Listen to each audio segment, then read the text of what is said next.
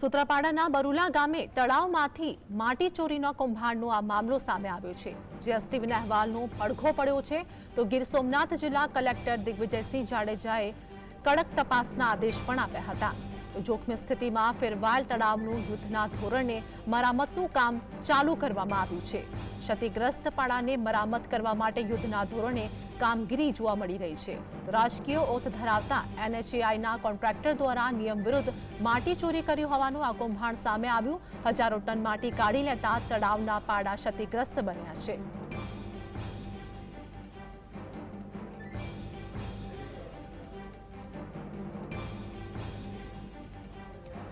GSTV દ્વારા સતત 2 દિવસથી ચલાવવામાં આવી રહ્યું છે આ ન્યૂઝ અને આ સાથે જ જીએસટીવીના ન્યૂઝનો આ પડઘો પડ્યો છે। જીએસટીવીની વાત કરીએ કે જે પ્રમાણે પ્રથમ ન્યૂઝ જીએસટીવી દ્વારા પ્રસારિત કરવામાં આવ્યું, તાત્કાલિક ધોરણે તપાસ પણ હાથ ધરવામાં આવી।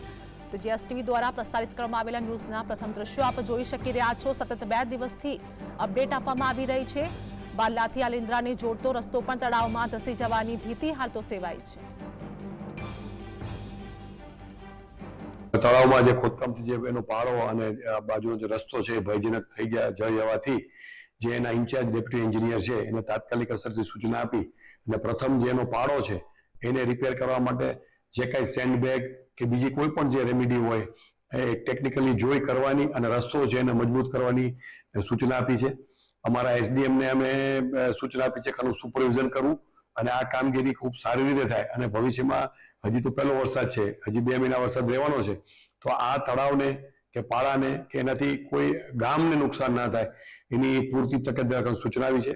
યુદ્ધના ધોરણે આ કામગીરી પૂરી કરી અને એનો અહેવાલ પણ લેવામાં આવશે। ત્યારબાદ જે કાંઈ પણ આમાં જે ક્ષતિઓ જે કાંઈ થઈ છે કે ભાઈ જે આપના માધ્યમથી ને બધાથી અમને એના મળે છે તો એની ઊંડી તપાસ કરી અને જે કાંઈ પણ પગલાં લેવાનું થાય એ માટે ડીડીઓશ્રીને જણાવવામાં આવશે।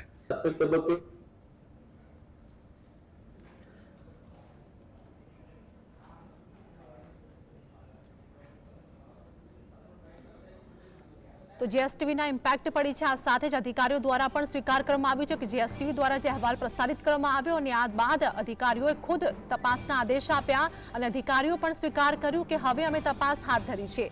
જીએસટીવીના અહેવાલની અસર તો કલેક્ટર બાદ હવે જે પ્રમાણે તપાસના આદેશ આપવામાં આવ્યા છે।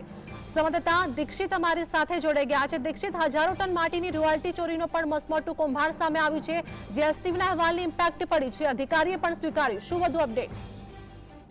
ચોક્કસ જણાવી દઉં કે ગીર સોમનાથ જિલ્લાના સૂત્રાપાડાના બરુલા ગામેથી તળાવમાંથી માટી ચોરી કૌભાંડનો મામલો સામે આવ્યો છે। ત્યારે નેશનલ હાઈવેના કોન્ટ્રાક્ટર દ્વારા નિયમ વિરુદ્ધ મોટી માટીની ચોરી થતી હતી। ત્યારે હજારો ટન માટી કાઢી લેતા તળાવના પાડા ક્ષતિગ્રસ્ત થયા હતા। બરુલાથી આલિન્દ્રાને જોડતો રસ્તો પણ તળાવમાં ઘસી જવાની ભીતિ સેવાઈ રહી હતી। માટી ઉઠાવવા માટે અપાયેલ મંજૂરી શંકાના દાયરામાં હોવાનું પણ જાણવા મળ્યું છે। ત્યારે આ બાબતે જીએસટીવીના અહેવાલ બાદ ગીર સોમનાથ જિલ્લા તંત્ર સજોડું જાગ્યું છે। ત્યારે ગીર સોમનાથ જિલ્લા કલેક્ટર દિગ્વિજયસિંહ જાડેજાએ કડક તપાસના આદેશ આપ્યા છે। અત્યારે જોખમી સ્થિતિમાં ફેરવાયેલ તળાવની યુદ્ધના ધોરણે મરામતનું કામ પણ શરૂ કરવામાં આવ્યું છે। તો ચોક્કસ કહી શકાય કે જે રાજકીય જે ઓથ ધરાવતા જે કોન્ટ્રાક્ટરો છે તેઓમાં પણ એક દોડધામ મચી જવા પામી છે અને તપાસમાં મોટા કૌભાંડનો પણ પર્દાફાશ થવાની મોટી શક્યતા છે। જી, ઇમ્પેક્ટ પડી છે, અધિકારીએ પણ સ્વીકાર કર્યું હતું। અધિકારીએ તે બાદ જે પ્રમાણે તપાસના આદેશ આપ્યા। રાજકીય નેતાની પ્રકરણ દબાવવા ગાંધીનગર સુધી દોડધામ મચી છે, અનેક નામો પણ સામે આવી શકે છે।